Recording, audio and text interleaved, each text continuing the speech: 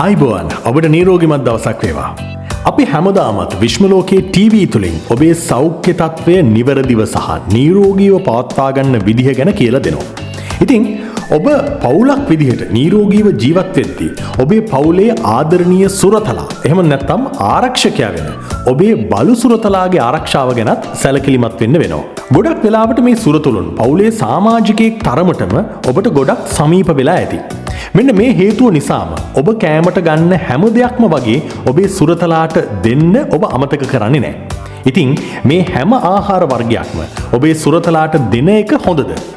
අද විශ්මලෝකයේ මේ වීඩියෝ එක තුලින් අපි අරගෙන එන්නේ ඔබ නිකමටවත් නොසිතන ඔබේ බලු සුරතලා ලෙඩ කරවන ආහාර වර්ග කිහිපයක් ගැන. ඉතින් රැඳිලා ඉන්න කියලා ආරාධනා කරනවා මේ සුවිශේෂී වීඩියෝවේ අවසන් තප්පරය තෙක්ම.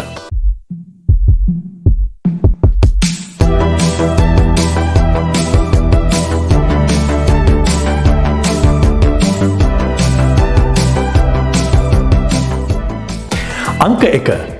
ක්ලයිසිලිටෝල් අඩංගු ආහාර. ක්ලයිසිලිටෝල් කියන්නේ කෘත්‍රිම පැණි රස කාරකයක්. ආහාරවල රසය වැඩි කරන්න මේ රසායනිකය එකතු කරනවා. විශේෂයෙන්ම පැණි රස ආහාර, බබල් ගම්, දත් බෙහෙත් ආදී මේවා අඩංගු වෙනවා. ඔබේ සුරතලාගේ රුධිරයේ ග්ලූකෝස් මට්ටම පහළ හෙළලා අක්මාව බිඳ වැටීමේ තත්ත්වයක් ඇති වෙන්න ක්ලයිසිටෝල් වලට හැකියාවක් තියෙනවා.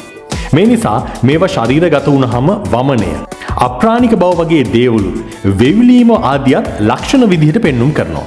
ඒ වගේම දින කිහිපයක් ඇතුළත අක්මාව බිඳ වැටීමට ලක් වෙන්න පුළුවන්. අංක 2. අලිගැට peer. අපිට බොහොම ගුණදායක පළතුරක් වුණත් මේ දිරවීමේ අපහසුතාවයක් නිසා ඔබේ බලු සුරතලාට ආසාත්මක වෙන්න පුළුවන්. මේ අලිගැට peer වල අඩංගු වෙන පර්සින් කියන ද්‍රව්‍ය නිසා වමනය, අතිසාරය වගේ තත්ත්ව ඇතිවීමේ වැඩි හැකියාවක් තියෙනවා. අංක 3. මධ්‍යසාර. මධ්‍යසාර කියන්නේ සත්වයින්ට වගේම මිනිස්සුන්ටත් හිතකර දෙයක් නෙමෙයිනේ. නමුත් මිනිස්සුන්ට සාපේක්ෂව සුනකයන් සඳහා මේවායේ බලපෑම බරපතල වෙන්න පුළුවන්. මේ නිසා යම් කුඩා මධ්‍යසාර ප්‍රමාණයක් ශරීරගත වුණත් එමගින් වමනය, අතිසාරය ඇති වෙලා මරණය පවා ඇතිවීමේ වැඩි හැකියාවක් තියෙනවා.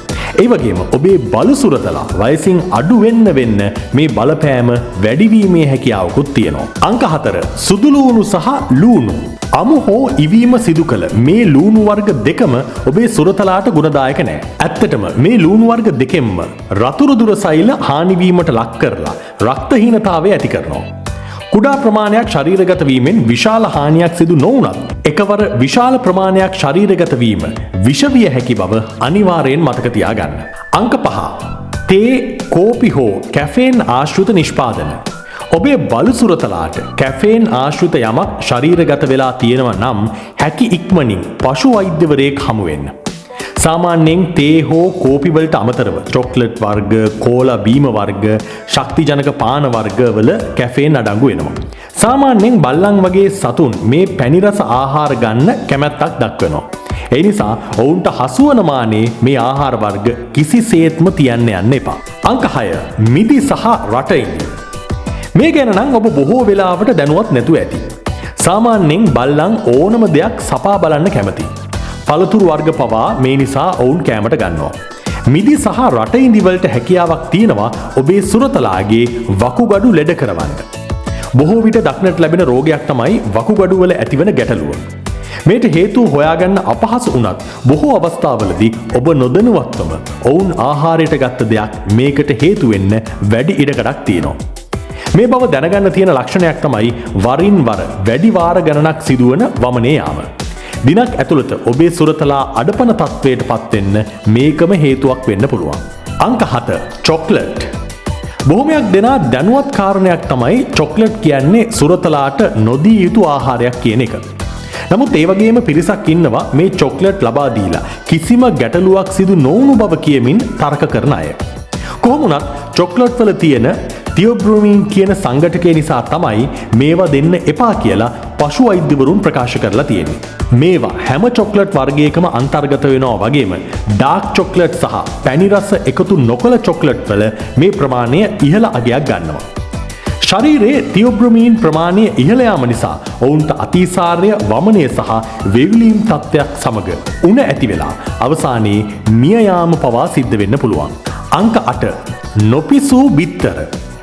බොහොමයක් දෙනෙක් Tamanගේ බලු සුරතලාට අමු ආහාර වර්ග ලබා දීම ගැටලුවක් නෑ කියලා හිතනවා. නමුත් පශු වෛද්‍යවරුන් සතුව තියෙන්නේ මීට වඩා වෙනස් අදහසක්. මේ නොපිසූ බිත්තර මගින් සැල්මොනෙල්ලා හෝ ඊකොලේ වැනි බැක්ටීරියා ආසාදනයට ඔබේ සුරතලා ලක් වෙන්න වැඩි ඉඩකඩක් තියෙනවා. මේ තත්වයේදී අතිසාර තත්වය ඇති වෙන්න ඉඩකඩ වැඩි නිසා රෝගය හඳුනා ගන්නත් කල්ගත වෙන්න පුළුවන්.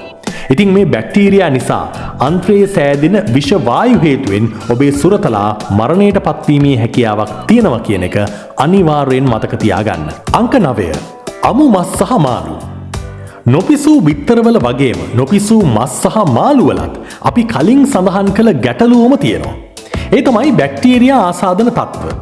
විශේෂයෙන්ම මස් සහ මාළු වල මේ ගැටලුව මතුවෙනවා. මේ නිසා හොඳින් තම්බාගත් හෝ පිසූ මස් මාළු තමයි ඔබේ සුරතලාට ආහාරය සඳහා දිය යුත්තේ. අංක 10. ලුණු. ලුණු අධික ප්‍රමාණයක් ශරීරයට ගැනීම මිනිසාට වගේම සත්තුන්ටත් හිතකර වෙන්නේ නැහැ. විශේෂයෙන්ම ලුණු වැඩිපුර අන්තර්ගත වෙන චිප්ස් වර්ග, බැදුම් ආදිය කෑමට ගන්න සතුන් වැඩි කැමැත්තක් දක්වනවා. මේ සමගම ශරීරයට ඇතුල් වෙන ලුණු නිසා ඔවුන්ට අධික පිපාසයක් ඇති වෙනවා. මේ ලුණු සමග ශරීරයට ඇතුල් වෙන සෝඩියම් ප්‍රමාණය ඉහළ නිසා සෝඩියම් විෂවීමේ තත්ත්වයක් ඇතිවීමේ අවදානමකුත් තියෙනවා. අංක 11. සීනි සහිත පාන වර්ග. මිනිසුන්ට වගේම සත්තුන්ටත් දියවැඩියා රෝගී තත්ත්වය ඇති කරන්න මේ අධික සීනි භාවිතයේ හේතුවක් වෙනවා. මේ නිසා සීනි සහිත ආහාර කිසිම වෙලාවක ඔබේ සුරතලාට ලබා දෙන්න යන්න එපා. අංක 12. ඊස්ට් අඩංගු ආහාර. සාමාන්‍යයෙන් පාම් පිටි පිසීමට ලක් වෙන්න නම් ඊස්ට් යොදනවා. ඉතින් මේ ආහාර ගත්තහම ඔවුන්ගේ කුස තුල මේ පිපීමේ ක්‍රියාවලිය සිද්ධ වෙනවා. මොවුන්ගේ ආහාර ජීර්ණ පද්ධතිය මෙවැනි ආහාර වර්ග ජීර්ණය වීමට සකස් වෙලා නැහැ. මේ නිසා එය ඔවුන්ට අධික අපහසුතාවයක් ගෙන එනවා. ඒ වගේම ඊස්ට් පැසීමට ලක් වෙලා ශරීරය තුල ඇල්කොහොල් නිපදවීමේ හැකියාවක් තිබෙන නිසා එමගිනුත් ඔවුන්ට විෂ තත්ත්වයන් ඇති වෙන්න පුළුවන්. අංක 13. ඖෂධ වර්ග. ඔබ ගන්නා ඖෂධ වර්ග, පෙති වර්ග ඔබේ බලු සුරතලාට හසු වීමට තියන්න එපා. ඒ වගේම හිතුමතේට කිසිදු ඖෂධයක් මාත්‍රාව ඉක්මවා ඔබේ සුරතලාට ලබා දෙන්න යන්නත් එපා. ඔබේ සුරතලාට මෙවැනි ආහාර හෝ ඖෂධ විෂවීමක් වුණොත් මොකද්ද කරන්න ඕනේ? සාමාන්‍යයෙන් කොයිතරම් පරිස්සම් කළත් මේ කලබලකාරී සුරතල්ලු එයාලට අසුවන ඕනෑම දෙයක් දෙපාරක් හිතන්න නැතුව ගිල දාන්න බොහොම දක්ෂයිනේ. මේ නිසා ඔවුන් ඕනෑම මොහොතක මෙවැනි අවස්ථාවකට ගොදුරු වෙන්න තියෙන ඉඩකඩ වැඩි. මේ නිසා සාමාන්‍යයෙන් රෝග ලක්ෂණ පෙන්눔 කරන්න ගන්න පළමු අවස්ථාවෙම ඔබේ සුරතලාව පශු වෛද්‍යවරයෙක් ළඟට ගෙනියන්න ප්‍රමාද වෙන්න එපා. දැන් අපි ඔබට කියන්න යන්නේ මේ බලු සුරතලාට කන්න දෙන්න හොඳ මොනවද කියලා. අංක 1. සිහින්ව කැපූ මස්. සිහින්ව කැපූ සහ හොඳින් තම්බාගත් පිසූ මස් කියන්නේ ඔබේ බලු සුරතලාට ආරක්ෂිතම ආහාරයක්.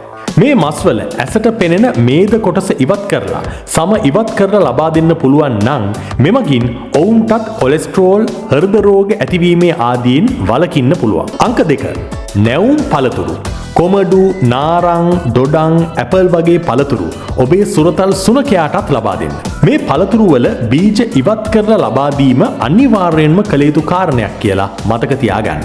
අංක 3. හොඳින් පිසූ සුදු බත්. පිසූ බත් සහ කුකුල් මස් කියන්නේ ඔබේ බලු සුරතලාට ලබා දෙන්න පුළුවන් හොඳම ආහාර වලින් එකක්.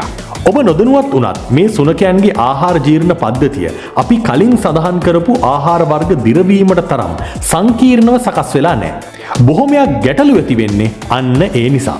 ඉතින් අද මේ වීඩියෝවෙන් ඔබේ සුරතලාගේ සෞඛ්‍ය තත්ත්වය ආරක්ෂා කරගන්න විදිහ ගැනයි දැනුමක් ලබා දෙන්න අපි උත්සාහ කළේ. ඔබ මේ ගැන දැනුවත් වුණා වගේ තව කෙනෙක්ටත් මේ දැනුම බෙදා දෙන්න මේ වීඩියෝ එක ෂෙයා කරන්න කියලා අපි ඔබට ආරාධනා කරනවා. එහෙනම් ඔබට වැදගත් වෙන තවත් වීඩියෝ එකකින් අපි හෙට දවසේදීත් මුණ ගැහෙමු. ඔබ තාමත් අපිව subscribe කරලා නැත්නම් අමතක නොකර දැම්මම subscribe කරන්න. අපි මෑතකදී අප්ලෝඩ් කළ වීඩියෝස් මොනවද කියලා බලන්න පුළුවන් ඊළඟට එන links වලට ගියොත්.